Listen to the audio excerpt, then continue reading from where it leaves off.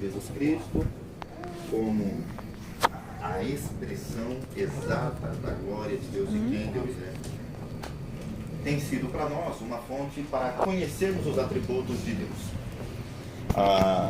Vou repetir agora o que vem falando desde o começo. Tratar sobre Deus é difícil, dado a natureza do ser de Deus. Ele é único, não existe ninguém igual a Ele, e não existe nada na criação que se possa comparar a Ele. Então esse é um ponto em que não é impossível conhecer a Deus, mas é difícil a nossa mente ou a nossa compreensão captar com exatidão. Ok? Mas temos e quando vamos considerar os atributos de Deus, entramos num outro problema. Atributos também são designações conceituais. Você não pega a misericórdia na mão. Você não vê a compaixão numa forma específica. Então são assuntos conceituais, são assuntos abstratos. Então, quando a gente pensa nos atributos de Deus, nós até gostamos quando aprendemos na Bíblia sobre os atributos de Deus. A compaixão, a misericórdia, a onipotência, a onisciência de Deus. Mas seria interessante se pudéssemos fazer com que nossas mentes captassem isso de forma mais substancial. E em Cristo Jesus podemos fazer isso, que foi o nosso trabalho ao longo das últimas semanas. Ver como Ele, nas atitudes dEle, nos ensinos dEle, nas declarações dEle, mostra esses atributos de Deus. Aprendemos sobre a compaixão, sobre a sabedoria, aprendemos essas coisas. Hoje nós veremos um último atributo, ou seja, não vimos todos, está longe de serem todos os atributos, e não deixaremos de fora, ou considerado por muitos estudiosos, o atributo por excelência de Deus, que seria o maior dos atributos de Deus. Deus é amor. Bem, quando lembramos que Deus é amor, lembramos de algumas afirmações bíblicas, ou talvez da maior afirmação bíblica do amor de Deus. João 3,16. Porque Deus amou o mundo de tal maneira que enviou o seu Filho, deu o seu Filho unigênito. Só que é um problema para a gente considerar o amor de Deus nos assuntos que nós estamos considerando. Esse versículo fala do amor do Pai que enviou o Filho, mas nós estamos tentando compreender o amor de Deus na pessoa do Filho e não na pessoa do Pai. Então ele não será a nossa base para hoje. Mas há, à altura de João 3,16, uma afirmação bíblica do amor de Jesus Cristo como esse amor do Deus Pai em João 3,16? Temos. Vamos permanecer do Evangelho de João, não sei o que lhe veio à mente agora. É aquela passagem que fala assim, porque não há maior amor do que este, de dar a vida, como que é o resto? De dar a sua vida pelos seus amigos. Isso, uma declaração de Jesus Cristo para os seus discípulos. Não há amor maior do que esse. Bem, sendo Jesus Cristo Deus, o amor dele é igual ao do Pai, e ele diz que não há amor maior do que esse, então ele está equiparando esse amor de morrer em favor do seu povo com aquele mesmo amor que foi declarado do Pai em João 3,16.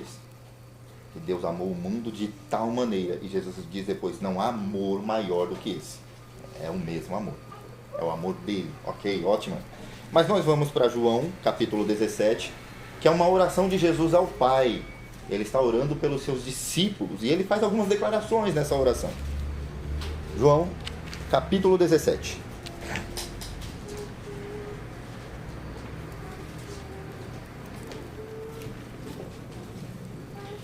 E mais do que um tratado, hoje eu não quero fazer um tratado sobre esse tema, mas eu quero realmente que o assunto seja uma contribuição significativa em termos práticos para os irmãos. Então, apesar de eu pegar uma declaração que eu considero elevada demais para se considerar, ao mesmo tempo eu percebo que ela tem implicações muito práticas para nós. Capítulo 17, a partir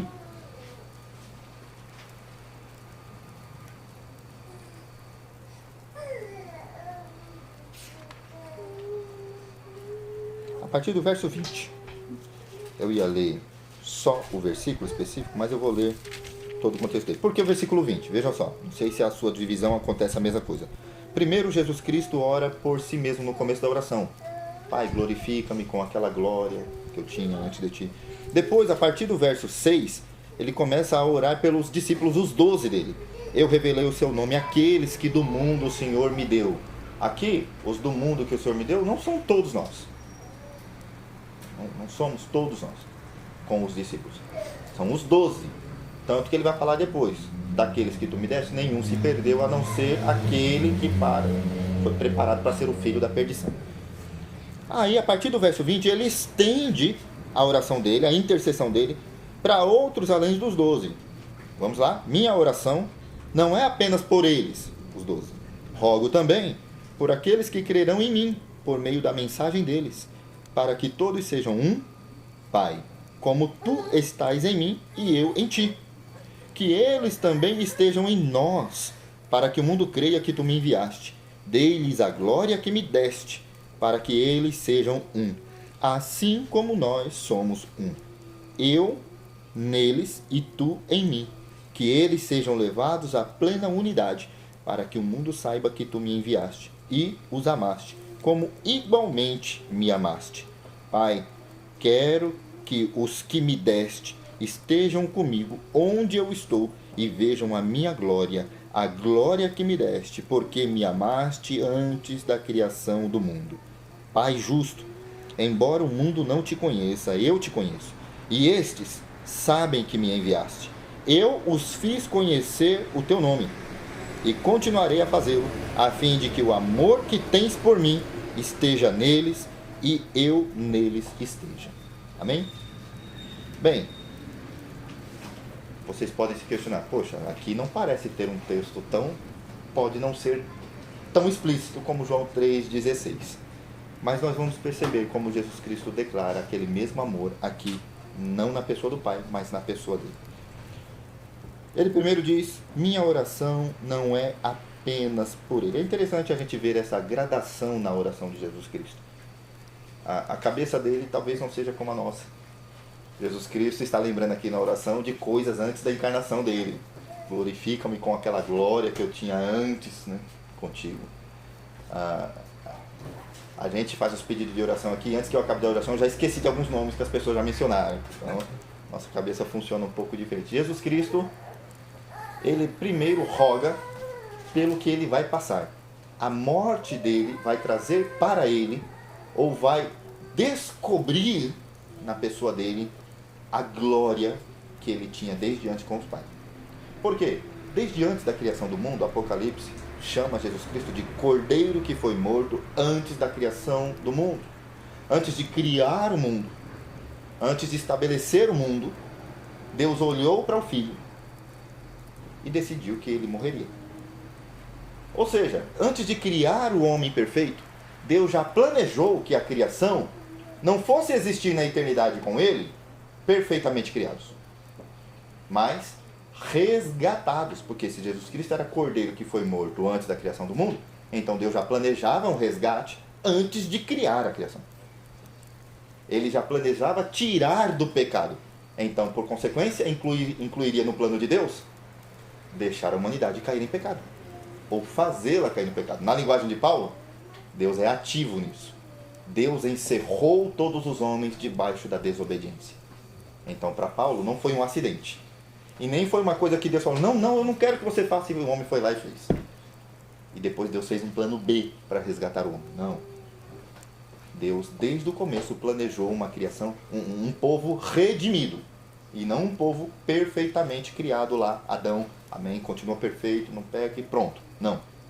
Ele queria uma criação onde ele pudesse exibir para essa criação misericórdia perfeitamente. Não ia dar para experimentar a misericórdia de Deus. Por quê? Nós nunca teríamos pecado, nunca haveria necessidade de Deus ter misericórdia conosco, de perdoar. Como experimentaríamos o perdão de Deus se não houvesse erro?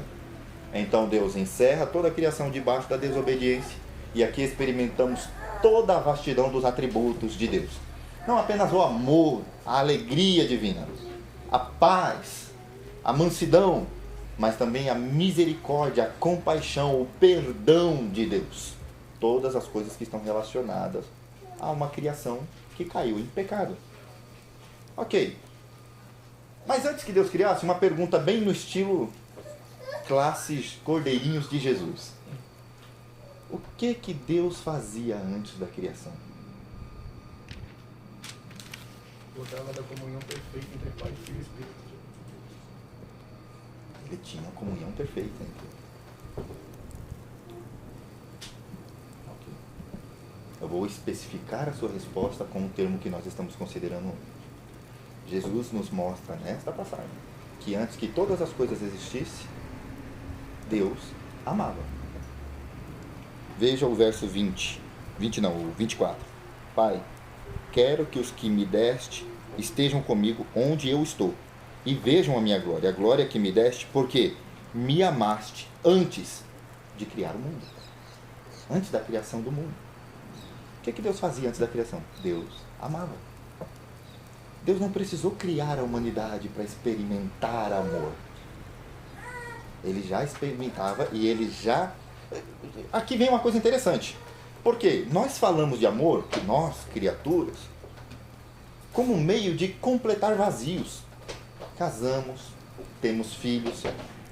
E o amor que temos dessas interações, desses relacionamentos, eles aumentam o nosso caráter, ampliam o nosso coração, desenvolvem os nossos afetos.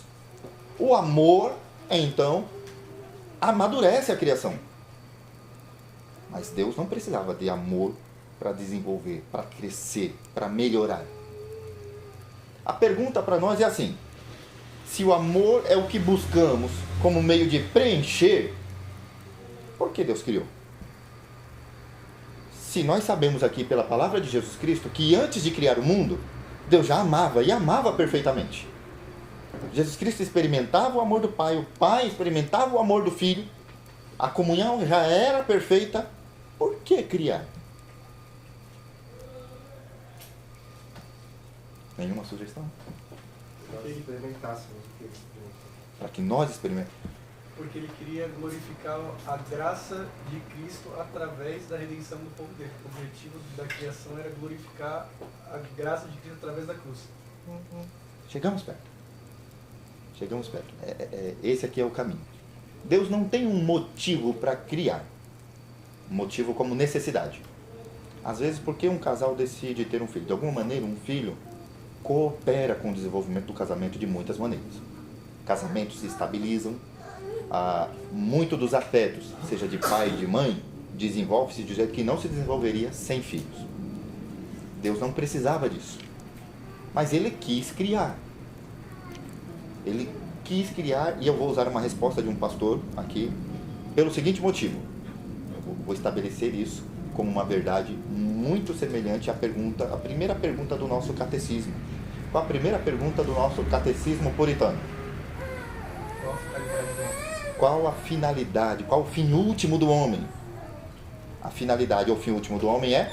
Glorificar a Deus e gozá-lo eternamente. Gozar dele ou deleitar-se nele para sempre. Ok. Vou propor aqui que o motivo pelo qual Deus decidiu criar é para derramar, demonstrar, abundar o seu amor pelo Filho. Porque não é essa relação do Pai para com o povo redimido em relação ao Filho? Deus criou para dar ao Filho um povo. Deus não criou o Maxwell por causa do Maxwell, porque o Maxwell vai ser alguém um dia que eu, Pai, vou amar tanto. Não, por causa do Filho. Filho, eu te amo e vou dar um povo para você. Vou criar esse povo, você vai redimir esse povo. E Jesus Cristo mais tarde, lá em João, Evangelho de João, capítulo 6, ele vai dizer: ninguém pode vir a mim Se o Pai que me enviou não me der. se o Pai não me der, se o Pai não o trouxer a mim. Na mente de Jesus Cristo, qualquer um que pertença a Jesus Cristo foi alguém que o Pai enviou para ele, que o Pai deu para ele. Nessa oração, foi esse termo que ele usou, versículo 20.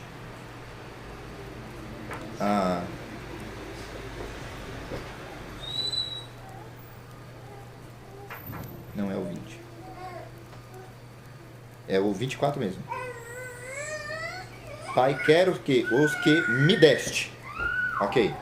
Ele usa essa palavra, essa expressão várias vezes nessa oração. Aqueles que tu me deste, os que me deste. Todos os que pertencem a Jesus Cristo não pertencem a Ele, não estão nele, porque um dia decidiram, porque quiseram, nas palavras de Jesus Cristo, Ninguém pode ir a Ele se o Pai não o levar. Jesus Cristo olha para cada um de nós como alguém que o Pai deu para Ele. De alguma maneira, aos olhos de Jesus Cristo, nós somos considerados, cada um de nós, um presente do Pai dado para Ele. Olha que beleza. Nós não somos o centro da história que Deus criou. O Filho é. Mas é mais do que um absurdo em nossa mente imaginar de que mesmo que a gente não se veja como um protagonista nessa história toda, ser considerado como um presente do Pai ao Filho. Por quê? A quem mais Deus dirigiu as palavras: este é meu Filho amado em quem me alegro? Ninguém. Hebreus vai dizer que nem a anjos, nem a homens, nem ninguém. Jesus é o Filho que o Pai ama eternamente. E o que o Pai faz para demonstrar, para abundar o seu amor? Para exibir esse amor. Por quê? Porque o Pai, ele não lhe falta amor. Ele nos cria para nos entregar ao Filho. Nós somos apenas uma demonstração do amor do Pai pelo Filho. A morte do Filho é uma demonstração que o Filho tem pelo Pai. Porque Jesus Cristo vai dizer, eu acho que se você voltar aí as suas páginas, no último versículo do capítulo 14, versículo 31, João 14, 31. Todavia, é preciso que o mundo saiba que eu amo o Pai e faço o que o meu Pai me ordenou. Ele está falando da morte dele. Aqui, me permitam fazer uma transição que estabeleça algo da nossa própria realidade, da IBAG. Não somos muitos nesse momento, mas apesar de pequenos, eu como pastor da IBAG, tendo conversado com vários de vocês, na chegada de vocês, nós temos uma variedade de situações muito complicadas. Nós temos pessoas que ao longo dos últimos dias vem enfrentando notícias de doença com que vão lutar, de tentações na vida espiritual contra as quais têm que lutar. Temos pessoas que sofreram denúncias aqui no nosso meio e tiveram que lidar com isso muito amargamente. Essas tribulações que nós passamos fazem com que o coração fique frequentemente desgastado, confuso, cheio de dúvidas. A fé não é perfeita, se abala, enfraquece. O amor não é perfeito. E no meio das tentações, tendemos a experimentar uma alegria e um prazer substitutos do amor de Deus, porque é imediato, porque nos dá uma sensação de paz física, ou nesse mundo presente, que a gente está querendo e está demorando para vir de alguma maneira. A gente acaba no coração fazendo competir prazeres do mundo presente com o amor de Deus, que é perene, mas aos nossos olhos parece que às vezes é muito lento, demorado.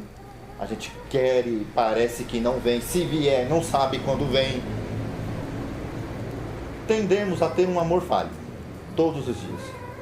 E quando eu olho para essas palavras de Jesus Cristo, eu fico percebendo o quanto ele quer associar ele como homem e como filho de Deus ao mesmo tempo, está querendo nos ensinar. Ele diz nesse versículo 31 do capítulo 14 que ele ama o Pai. E a maneira dele expressar esse amor é: eu conheço a vontade do meu Pai. Não sei se vocês lembram, os discípulos estão tentando dissuadir Jesus, principalmente Pedro. Senhor, não fale uma coisa dessa, porque o Senhor não vai morrer. E ele, não, eu vou morrer, eu vou ser entregue, eu vou morrer. E o próprio diabo tentou livrar Jesus Cristo. Lembra da tentação? Falou assim: olha, o caminho de Jesus Cristo é a cruz. O diabo vem e oferece: me adora aqui, e todos os reinos do mundo são seus. Por que ele oferece os reinos do mundo? Porque é a promessa ao Messias no Antigo Testamento, que ele reinaria sobre as nações com um cetro de ferro. Ele herda, como promessa do Deus lá no Antigo Testamento, o reino de todo mundo. Então o diabo vem e fala assim: olha, você pode ficar com o mundo todo para você, se prostrado me adorares, tudo é seu. Jesus Cristo sabe que não é esse o caminho que o Pai tem preparado para ele. O caminho que o Pai tem preparado para ele é a cruz. E é por isso que Isaías vai dizer que agradou ao ao Senhor, a Deus, moê-lo por causa das nossas transgressões. A palavra agradou é da vontade do Pai, é do querer dele que eu passo por isso. Aí no capítulo 14 nós lemos: eu amo o meu Pai e eu obedeço, eu faço a vontade dele. A forma de eu expressar a vontade, o desejo do meu Pai, a forma de eu mostrar que eu amo ele, que eu obedeço ele, é cumprindo a vontade dele, é cumprindo aquilo que ele planejou para mim. A nossa pergunta, eu vou começar por uma pergunta que as pessoas fazem no mundo: ama Deus um homem quando esse homem está passando o que está passando na sua vida? A resposta de Jesus é sim, Deus ama. Na época da Segunda Guerra Mundial, um dos judeus presos, Viktor Frankl, que desenvolveu uma das linhas da área da psicologia chamada logoterapia, um dos três maiores movimentos de tratamento psicológico que existe. Logoterapia, que é uma mistura, uma tentativa, um esforço de trabalhar os conceitos bíblicos com a prática psicológica. Ele foi um dos presos na Segunda Guerra Mundial, num dos campos de concentração. E ele contemplou uma situação muito terrível, em que, para dar um exemplo aos prisioneiros, os soldados enforcaram uma criança. E de manhã, tirou todo mundo da cama e colocou todo mundo lá diante da criança enforcada. Então esse homem, que estava ali parado por enquanto, ele ouve diante dele alguém questionar a Deus, ou sobre Deus. Esse homem à frente dele pergunta: onde é que está Deus enquanto nós passamos por tudo isso? A gente sabe que a pergunta ela pode não ser uma expressão adequada ou reverente sobre Deus, mas eu não questiono ninguém que fez perguntas assim em contextos como os campos de concentração da Segunda Guerra. Para mim é o pior de todos os eventos da história, que só é sobrepujado pela morte de Cristo Jesus. Bem, quando as pessoas se dispersaram para sair para os quartos, esse Viktor Frankl, considerando a pergunta do homem e olhando para a criança na corda, diz: Deus está ali pendurado. Quando ele diz: onde é que está Deus? Na mente desse homem, então Deus experimentou cada uma dessas coisas, esses sofrimentos que os homens passam. Deus perdeu um filho na cruz também. Perdeu, por assim dizer. Deus entregou e mataram o filho dele diante dele. A Bíblia diz que por conta dos nossos pecados, Deus então vira as costas, abandona o filho por um momento. Deus experimenta Jesus Cristo experimenta isso. Jesus Cristo, que sempre experimentou o Pai, um pouco antes da morte dele, quando vai ressuscitar a Lázaro, que chega diante do túmulo e diz: Pai, eu sei que o Senhor sempre me ouve. Sempre me ouve. Algum momento depois ele vai dizer: Pai, se possível for, afasta de mim esse cálice. Contudo, seja feita a sua vontade. O cálice não foi afastado, mostrando que a cruz era a vontade do Pai. Bem, onde é que está Deus quando nós sofremos? Deus experimentou cada uma dessas dores: perda do filho, sofrimento, perseguição, injúria, maledicência, injustiça. Cada uma dessas, traição, abandono de amigos. Jesus Cristo, cadê o Pedro que falou: estou contigo até a morte, mestre? Sumiu. Lázaro é o amigo que Jesus tinha ressuscitado. Poucas pessoas no Novo Testamento são mencionadas em grau de intimidade com Jesus Cristo como Lázaro e as irmãs dele. Jesus Cristo amava aquela família. O texto declara isso. Cadê a menção deles no momento da crucificação? As mulheres, eu suponho que esteja mencionado ali, subentendido, junto com as outras mulheres. Lázaro, eu até entendo, porque diz que do dia que Jesus Cristo ressuscitou, eles pararam de perseguir apenas a Jesus Cristo e começaram a perseguir Jesus e a Lázaro. Por que começaram a perseguir Lázaro? Porque Lázaro era a prova viva de que Jesus Cristo ressuscitava dos mortos. Quando o menino morreu, era fácil dizer que o menino não estava morto, estava dormindo. Mas e Lázaro, que já estava cheirando mal? Não dava para contestar. Então Lázaro era uma prova de que Jesus Cristo ressuscitava mortos. Então passaram a perseguir Lázaro também. Provavelmente ele não estava lá na hora por causa dessa perseguição. De qualquer maneira, nas palavras de Jesus Cristo, sofrimento não é, como diz o mundo, uma ausência do amor divino. Se Deus realmente ama, por que passamos a vida que passamos? Por que um pai tem que lidar com isso? Por que um filho tem que sofrer, uma criança tem que sofrer desse jeito? Nas palavras de Jesus, Sofrimento não é expressão de ausência de amor divino ou de ira de Deus. Para Jesus Cristo, o sofrimento em si mesmo também pode ser expressão do amor de Deus. E ele experimenta isso no corpo dele. O Pai quer que eu passe por isso, e eu, por amor ao Pai, vou me entregar a isso. O sofrimento de Cristo na cruz não é apenas uma das formas de expressão do amor do Pai. Uma das formas, porque Deus deu um povo para ele. É uma demonstração do amor dele. Deus criou o povo para ele. É outra demonstração do amor do Pai para o Filho. Deus envia esse povo para ele. É outra demonstração do amor. Então a cruz é mais uma dessas demonstrações. Por quê? A cruz é uma demonstração do amor de Deus ao Filho. Porque o Filho é aquele que ganha esse povo da parte de Deus. Mas ele, por enquanto, está perdido por conta do pecado. E o que Deus faz? Fala assim, olha, tudo bem. Eles devem morrer. Eu posso entregá-los a você, mas você deve morrer por eles, porque eles não podem pagar por esse pecado. Você vai ter que pagar por eles. Ao mesmo tempo em que o Pai dá essa compaixão, demonstração de compaixão amorosa ao Filho, dando uma oportunidade para entregar esse povo ao Filho, o Filho também mostra o amor ao Pai. Tudo bem, eu vou sofrer a altura da sua ira para poder pagar o pecado desse povo. Percebem a mutualidade do amor? Tanto do Pai para com o Filho, do Filho para... Não é apenas que Deus amou o mundo de tal maneira que deu o seu Filho, mas o Filho amou o Pai de tal maneira que se entregou por esse povo. O Filho se entrega por esse povo, não apenas por causa do povo, mas porque é o presente que ele recebeu do Pai. Veja só, gente. Aquilo que nós amamos determina o que nós mais valorizamos, apreciamos e adoramos. Deus não pode ser idólatra. Jesus não pode amar mais o seu povo do que o seu Pai. O Pai não pode amar mais um crente, um filho, na fé, do que o Filho, Jesus, o unigênito. Ele é Deus e só Ele pode ser digno de receber esse amor infinito. Então, quando Jesus nos ama, por mais profundo e infinitamente que seja esse amor, infinito que seja, Ele nos ama como expressão do presente que Ele recebeu do Pai, porque Ele ama o Pai, Ele ama o povo que Ele recebeu do Pai. Tendo isso em mente, consideramos então as palavras que Ele menciona na nossa leitura. Minha oração não é apenas por eles, mas, os 12, né? Mas também por aqueles que crerão em mim por meio da mensagem deles. Nós, a Igreja de Cristo, somos os que cremos em Cristo Jesus por meio do Evangelho que os discípulos, os 12, fundamentaram e, ao longo da história, trouxeram até nós. Então, de alguma maneira, nós somos frutos da mensagem dos primeiros 12. Rogo por eles. Mas aqueles que vão crer na mensagem deles, eu rogo por eles também. Nós somos, então, os que creem na mensagem dos apóstolos, a Igreja de Cristo. Verso 21.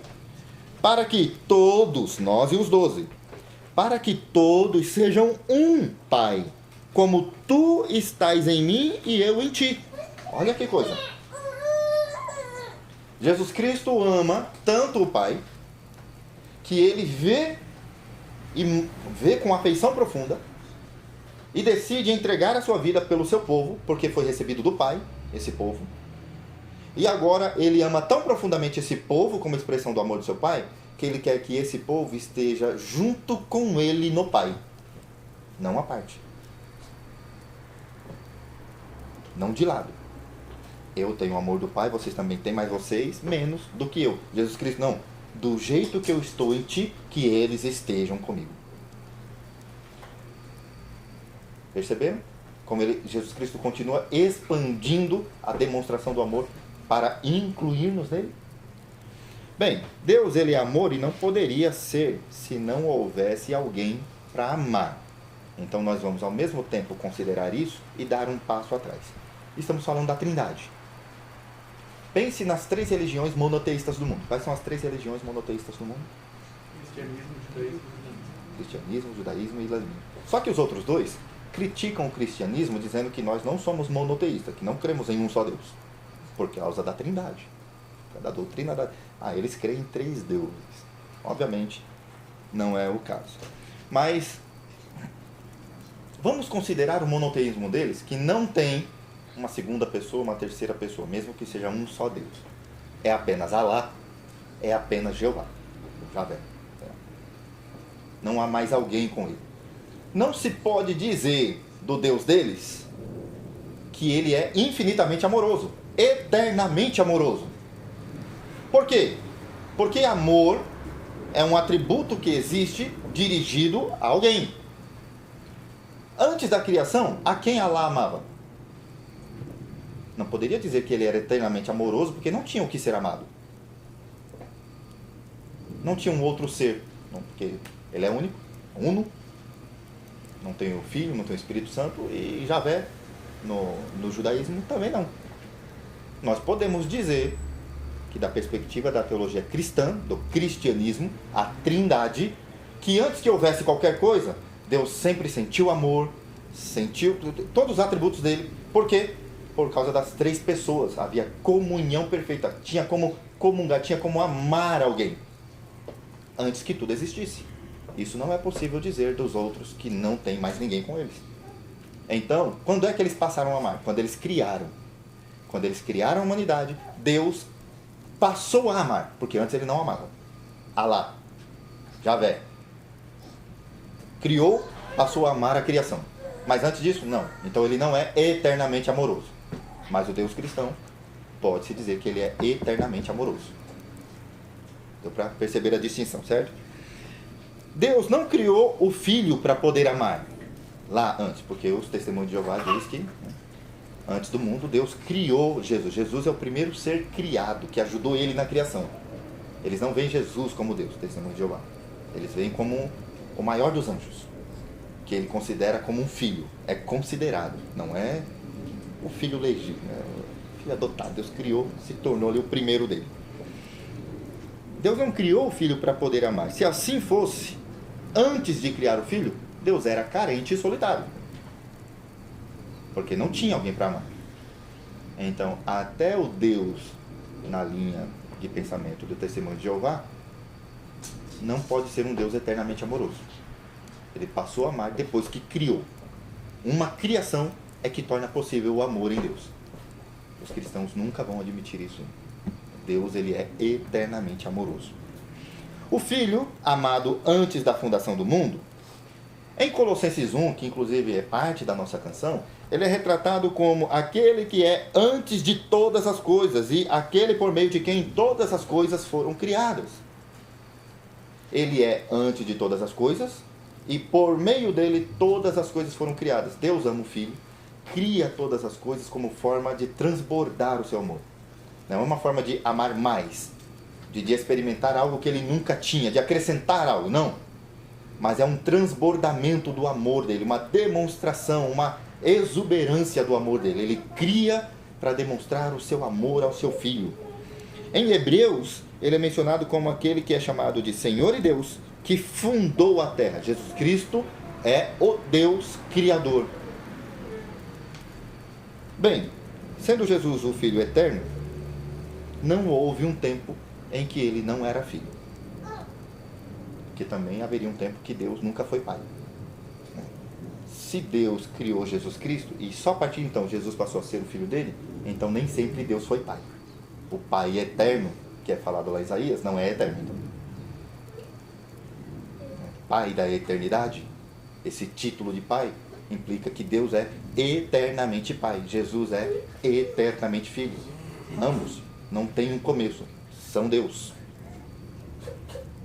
Ok? Bem, continuando então a nossa leitura. Eu li até metade do 21, né? Como tu estás em mim e eu em ti. Que eles também estejam em nós, para que o mundo creia que tu me enviaste. Aqui tem uma declaração interessante. Que eles estejam em nós, para que o mundo creia que o Senhor me enviou.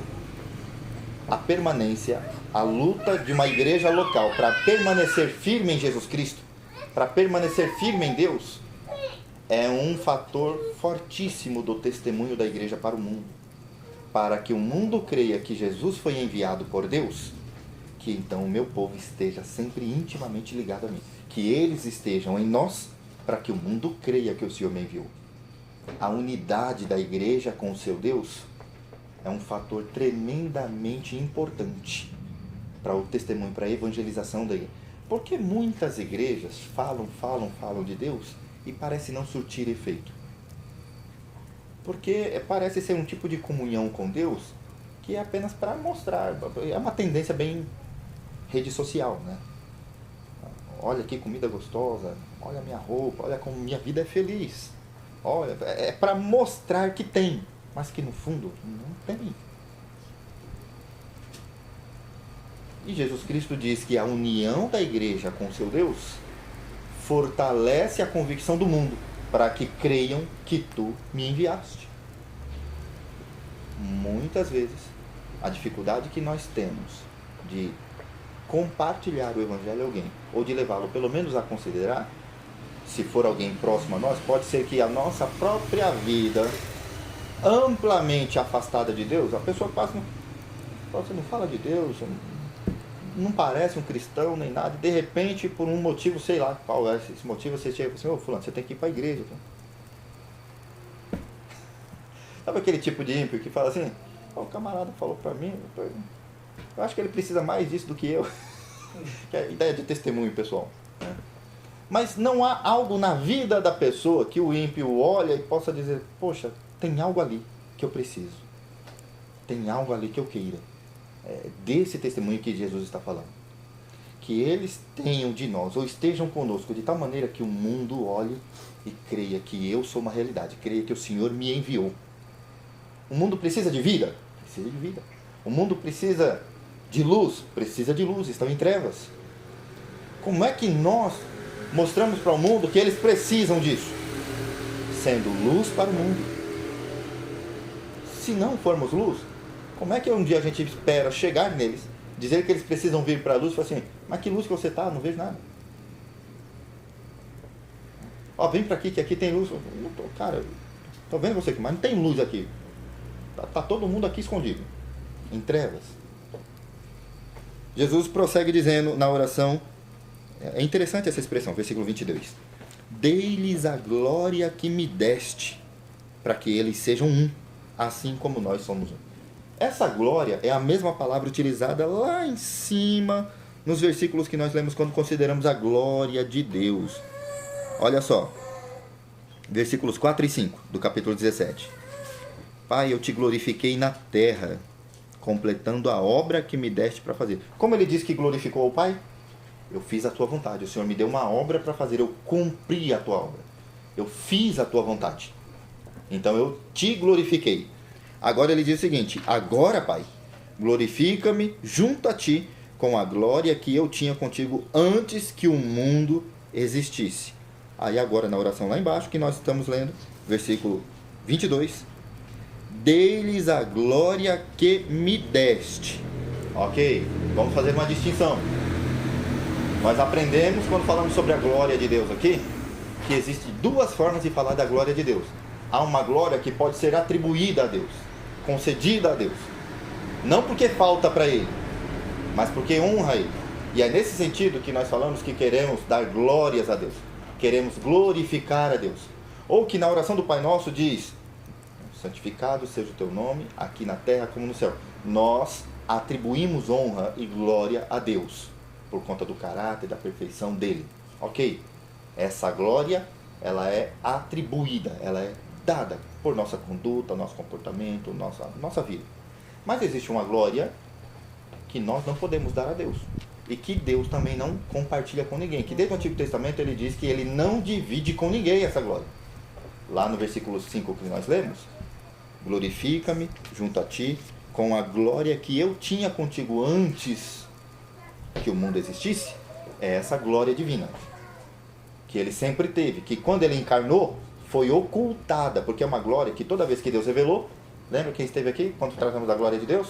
Todas as vezes que Deus revelou essa glória, as pessoas não suportavam a presença dele, manifestada na forma de uma luz muito radiante, que pessoas como Daniel passaram dias enfermos porque teve contato com essa glória.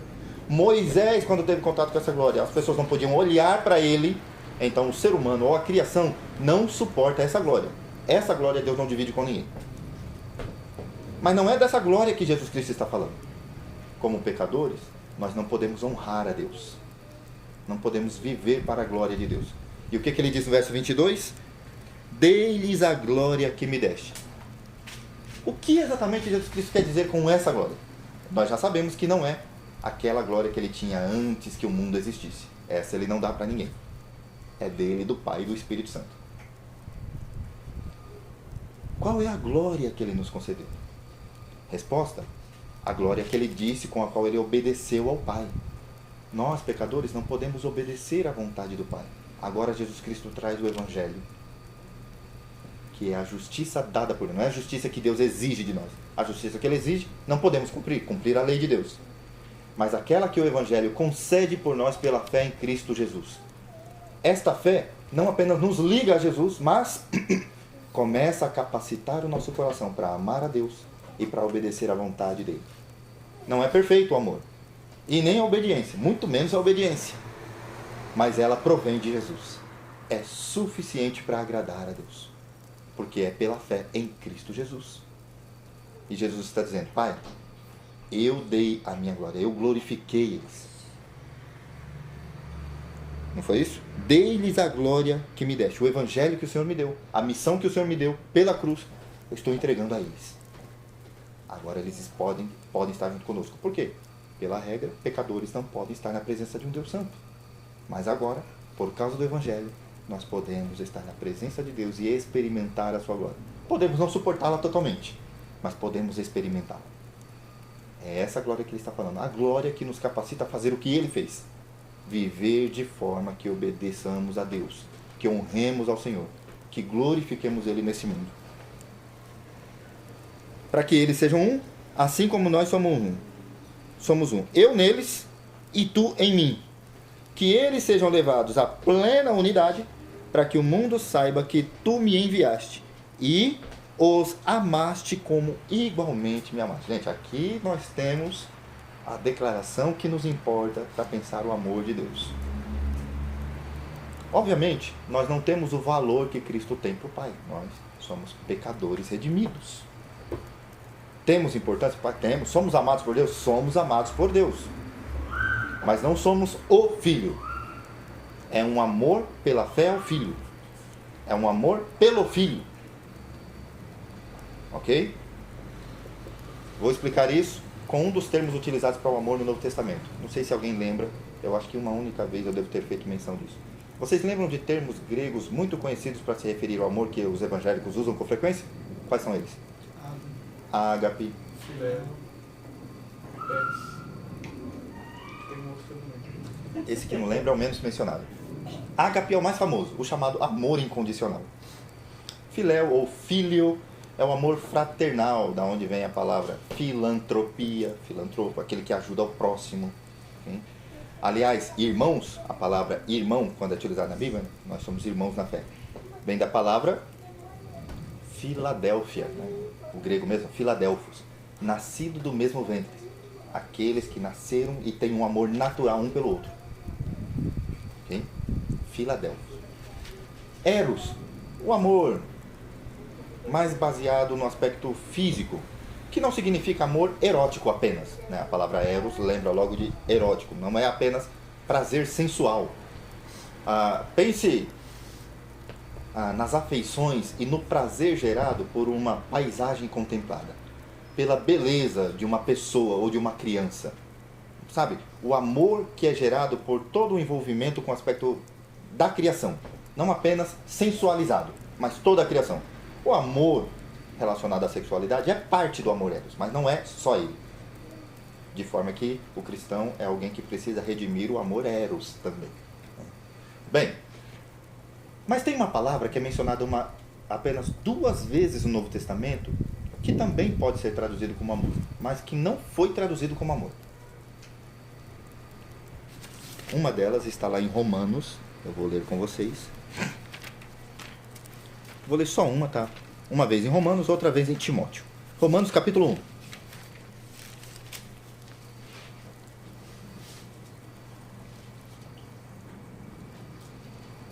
Vejam a partir do verso 18. As pessoas como 28, aliás. As pessoas como serão no fim dos tempos. Ou que as pessoas que se afastam de Deus. Além do mais, visto que desprezaram o conhecimento de Deus, os entregou a uma disposição mental reprovável para praticarem o que não deviam. Tornaram-se cheios de toda sorte de injustiça, maldade, ganância, depravação, estão cheios de inveja, homicídio, rivalidade, engano e malícia, são bisbilhoteiros, caluniadores, inimigos de Deus, insolentes, arrogantes e presunçosos, inventam maneiras de praticar o mal, desobedecem os pais, são insensatos, desleais, sem amor pela família, implacáveis. Ok. Qual é dessas descrições que descreve o amor que eu mencionei? Você lembra, Rafael? Sem amor pela família? Sem amor pela família. Seria sem afeição natural em algumas traduções, né? A Almeida usa sem afeição natural. O que é aqui amor pela família ou afeição natural? Existe em todos os seres criados, tanto humanos quanto animais, tá bom? Quando nasce o filho do próprio ventre, mesmo antes que nasça, já há uma afeição no coração dos progenitores por aquele ser que está ali em desenvolvimento. A criança não precisou de nada para ser amada. Não precisou cumprir a regra, apagar a luz direitinho, lavar as mãos, não precisou fazer nada. Ela tem o amor da mãe e do pai apenas por existir. Esse é o amor natural. Um animal tem isso. Mexe com um filhote de uma galinha, dá um desespero em qualquer um quando resolve atacar por mexer com os pintinhos dela. Qualquer outro animal. Ele tem instintivamente esse amor pela sua cria. Nesse contexto de fim dos tempos, nos últimos tempos, os homens serão sem afeição natural. Paulo fala isso para Timóteo, quando diz que nos últimos tempos os homens serão isso, isso e aquilo, sem afeição natural.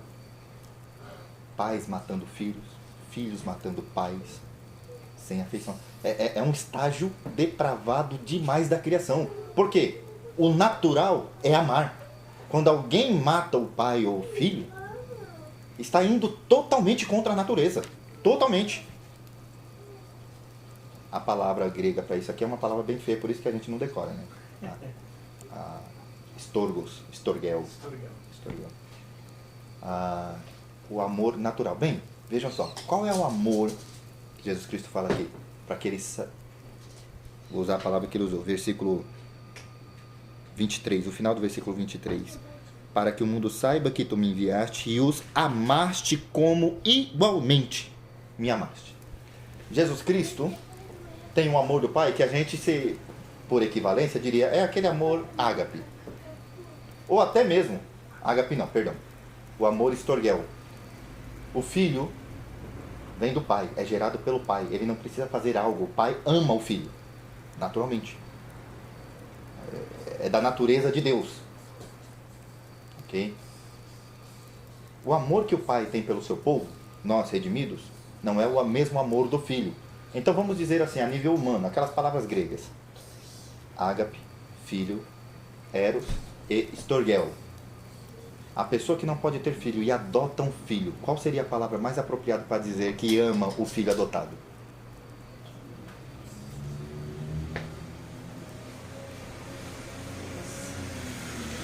Filho fraternal? Acho que entre o ágape e o estorgel, porque o ágape é um amor que não depende de condição. Então ele não foi gerado, então ele não depende daquela condição para ser amado. Só que ele compartilha da afeição que seria naturalmente dada àquele que seria a sua, que então fica no meio termo dos dois. Não pode ser o estorgel, porque nós não somos gerados pelo Pai como o Filho Jesus é. Somos criados pelo Pai. E qual é a linguagem bíblica para dizer que nós passamos a fazer parte da família de Deus? Nós fomos adotados, não fomos gerados como filho. O amor é ágape. Não há condições que nós precisamos cumprir para ter o amor que o filho tem do pai. Nós recebemos o amor do pai como o filho tem, mesmo não tendo sido gerados pelo pai. Fomos adotados por ele e incluídos no amor dele. O estorgel só cabe para Jesus. Deu para perceber um pouco da diferença? Quando Jesus Cristo diz aqui então, para que nós sejamos amados como ele é amado, ainda há uma diferença da condição entre o Filho Jesus e os filhos de Deus. Mas o amor experimentado, nós como beneficiários passamos a ser incluídos na comunhão perfeita do Deus Trino para experimentar o amor que o Filho experimenta do Pai. Gente, isso é um privilégio magnífico. Somos amados pelo Pai, não temos o valor do Filho, mas recebemos do Pai o amor que Ele dá ao Filho, porque Ele nos adotou para isso e nos incluiu nesse amor. Se Deus amou o mundo de tal maneira que entrega o seu Filho, o Filho ama esse povo que recebeu do Pai de tal maneira que leva o seu povo para experimentar o amor eterno do Pai junto com Ele. É como se Deus dissesse: Filho, eu te amo tanto que eu te dou esses. E agora Jesus diz: eu os amo tanto, vocês, que eu ganhei do meu Pai, que eu vou levar vocês para experimentar do Pai o que eu experimento dele. Esse é um benefício que o mundo parece estar totalmente alheio. Quando a gente diz que as pessoas do mundo estão procurando Deus, me parece que isso não passa na cabeça deles. Quando diz que eles estão querendo amor, não é esse amor que eles estão tendo em mente. Talvez um prazer gerado pela riqueza, pela fama, pelos muitos amigos, pelo poder, pelo dinheiro, pela vida confortável, qualquer coisa desse mundo. Mas não é isso que Jesus Cristo está propondo para o seu povo. E quando Jesus diz: eu amo o Pai e eu vou obedecer o meu Pai até o fim, ele experimenta a cruz com o desejo sincero de fazer com que o povo dele experimente o amor que ele experimenta do Pai, mas não precise passar pela ira de Deus, que ele vai absorver do Pai em nosso lugar.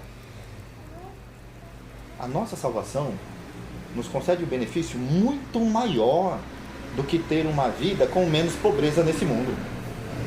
Muito maior do que experimentar confortos. Ainda que a morte de Cristo conseguiu benefícios para a gente que se estenda para essas áreas. A Bíblia diz que pelas suas pisaduras nós fomos, e que ele carregou sobre si as nossas enfermidades. Todo o aspecto físico da criação que foi gerado pelo pecado é aplacado na cruz de Cristo. O Evangelho não apenas nos livra do coração pecaminoso, dos pecados, mas também dos efeitos que o pecado trouxe sobre o mundo. Não nos livramos totalmente, ainda há um grau de sofrimento, ainda há um grau de miséria que nós experimentamos. Mas há um grau de excelência que está sendo dado para nós na redenção. Estamos sendo glorificados, de forma que alma, corpo, espírito, corpo físico também experimenta a bênção do Evangelho. Mas o maior benefício do Evangelho é o amor de Deus em Cristo Jesus. Esse amor nós não poderíamos experimentar sem Jesus. Quando Jesus disse: ninguém pode vir a mim se não for enviado pelo Pai, ao mesmo tempo o retorno se dá na mesma mão.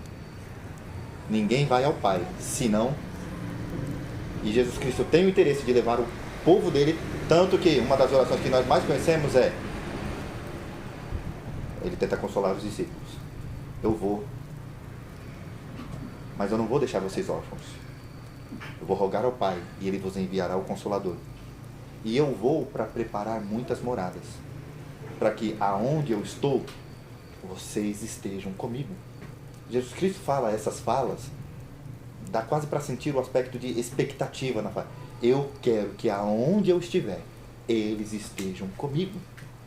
Pai, eu vou para ti, que eles estejam comigo assim como eu estou em ti.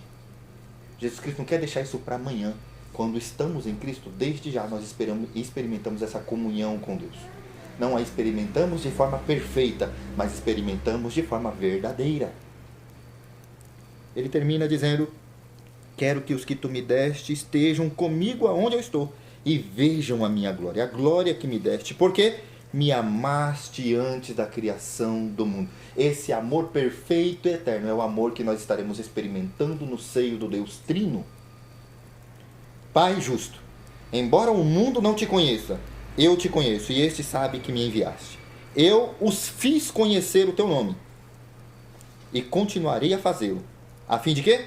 Que o amor que tens por mim esteja neles, e eu neles esteja. Eu vou finalizar com essas palavras, fazendo uma aplicação para nós. A vontade de Jesus Cristo é que nós estejamos com Ele. Ele está no amor do Pai. E Ele quer que nós experimentemos isso.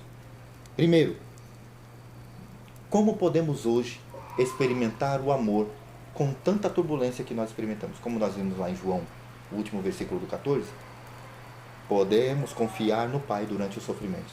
Não sei quantos de vocês assistiram. Esqueci o nome do filme da morte de Cristo pelo Mel Gibson. Paixão de Cristo. Paixão de Cristo. No momento em que ele estava carregando a cruz, num relance, ele vê Satanás, o que havia tentado ele, segurando um belo monstrinho. Aquilo não é um bebê, né? É muito feio aquilo para ser um bebê. Mas ele segura um ente pequeno no colo dele. Jesus Cristo está carregando uma cruz, derramando sangue, sofrendo. E a cruz, em um determinado momento, fará Jesus Cristo experimentar o afastamento do Pai. Jesus Cristo disse a vida toda: Pai, eu sei que tu sempre me ouves. O Pai sempre está comigo. Agora, na cruz, é aquela sensação não, Deus realmente, que Ele está experimentando os nossos pecados, Jesus. Então o Pai se afasta dele. É isso que o pecado faz, afasta a criação de Deus. Satanás aparece. Eu gostei da leitura que o diretor fez ali, porque o que ele quer passar com essa mensagem? O diabo está dizendo: eu cuido dos meus, cadê o seu pai cuidando de você agora? Percebam que a sugestão de que quando eu sofro significa que Deus não está me amando ou Deus não está comigo, não é algo que vem da Bíblia ou de Deus, é uma mentira que vem de Satanás. E nesse sentido eu concordo que a cena foi muito bem colocada, porque na fala de Jesus Cristo, a vontade do Pai e a forma de demonstrar o amor do Pai pelo Filho e do Filho pelo Pai é passando pelo sofrimento que o Pai havia planejado para isso. Porque o sofrimento vai dar a recompensa esperada, aquela recompensa prometida lá nos antigos profetas. E Ele reinará sobre todas as nações do mundo. Por quê? Porque comprou com sua morte homens e mulheres de toda tribo, língua e nação para serem sacerdotes e reis. É a morte que faria isso. Jesus Cristo não teria esse povo. Pode ser que se ele dobrasse na tentação, ele teria o reino de todo mundo, mas não teria o povo dele. E estava incluso na promessa do Antigo Testamento a herança, o povo dele que iria reinar com ele no mundo. Então, uma das maneiras de experimentar o amor de Deus não é desconfiando de Deus quando passamos dificuldades ou sofrimentos. É sabendo que mesmo o sofrimento pode também ser uma expressão do amor de Deus. Que é possível experimentar o amor de Deus quando parece que tudo está mostrando o contrário. O homem está ali dizendo para Jesus: eu posso te tirar daqui agora, eu tenho poder para isso. E ele ali com todo sofrimento, acabou de carregar uma cruz ali, de ser chicoteado, de ser colocado uma coroa de espinho na cabeça dele, e ele ainda olha para esse homem e diz: meu Pai te deu o que você tem. Você não poderia fazer nada comigo se meu Pai do alto não tiver. Ele continua chamando Deus de Pai. Pai é um termo utilizado para alguém que está cuidando, está me protegendo, está velando por mim. Ele que está ali com a coroa na cabeça, está sendo injustiçado. Ele está dizendo: o meu Pai está te dando o direito de fazer isso. É possível confiar em Deus como Pai, mesmo quando se está experimentando o sofrimento. A vontade de Jesus é que nos deleitemos nele ao ver a glória dele. Mesmo no sofrimento? Mesmo no sofrimento. E aqui faço a defesa que o pastor batista, John Piper, fez em relação à pergunta do catecismo. Para que fomos criados? Para glorificar a Deus e nos deleitarmos nele para sempre. Em português, principalmente, o I, ele soma duas coisas, mas mantém a distinção. Uma coisa não é a outra. Então o E liga as duas. E John Piper fala que a primeira verdade, ela é consumada na segunda. Nós glorificamos a Deus ao nos alegrarmos nele. Ao nos deleitarmos em Deus, glorifica. Como é que Jesus mais glorifica a Deus? Quando ele se compraz, quando ele se alegra com o Pai e resolve fazer a vontade do Pai. Esse prazer no Pai é a maneira de glorificar o Pai. Quando o Filho satisfaz a vontade do Pai, o Pai glorifica o Filho, não é o que ele fala? Dá-me agora aquela glória que tu me deste que eu tinha antes de criar o mundo. Como é que nós então glorificamos a Deus? Nos alegrando nele mesmo em meio ao sofrimento. Quando nós nos alegramos em Deus e não desconfiamos e não nos afastamos de Deus, mas quando nos alegramos nele, nisso estamos glorificando a Deus. Mas falta, mas há sofrimento, mais há dor. Mas eu me alegro em Deus e nisso eu glorifico a Deus. Ao sentir prazer em Deus, glorificamos ao Senhor. E por fim, a vontade de Jesus é que experimentemos o que é ser amado do jeito como Ele sente o amor do Pai. Essa é a expectativa e a promessa para nós. Se continuarmos firmes, a promessa que temos é: vocês serão levados para junto de mim, para que o amor que eu sinto do Pai, vocês sintam também. E essa herança deveria nos fortalecer nos momentos, todos eles que são difíceis em nossas vidas. Amém? Vamos orar brevemente, nós vamos entoar um hino e encerrar o nosso culto.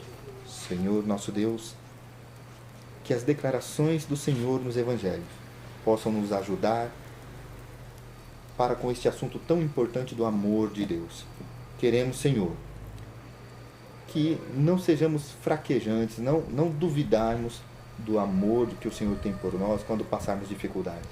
Antes, nos ajuda a construir uma vida fortalecida neste amor, mesmo quando precisarmos derramar lágrimas, mesmo quando precisarmos lamentar, experimentar lutos e perdas de todos os tipos.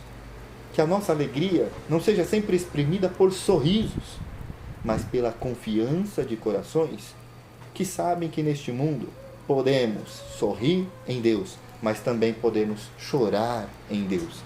Que o Senhor continue sendo nosso Pai, mesmo quando as trevas parecem cobrir os dias das nossas vidas. Queremos, ó Deus, ter esta confiança todos os dias da nossa vida e alimentar-nos com a promessa de que um dia experimentaremos o amor perfeito do Pai, como Jesus Cristo o experimenta. É o que nós pedimos e agradecemos em nome de Jesus. Amém.